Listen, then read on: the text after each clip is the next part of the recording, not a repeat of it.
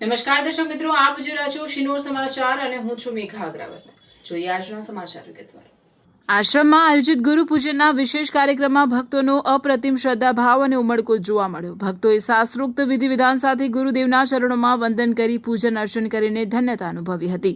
સમગ્ર આશ્રમ પરિસર ગુરુવંદના ભજન કીર્તન અને મંત્રોચ્ચારથી ગુંજી ઉઠ્યું હતું, જેના કારણે ત્યાં એક દિવ્ય અને ભક્તિમય વાતાવરણ સર્જાયું હતું।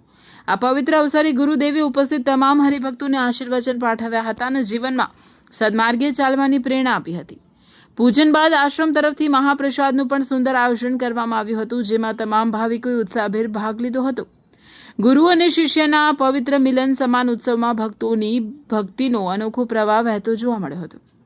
બ્યુરો રિપોર્ટ, શિનોર સમાચાર ન્યૂઝ, અંબાજી।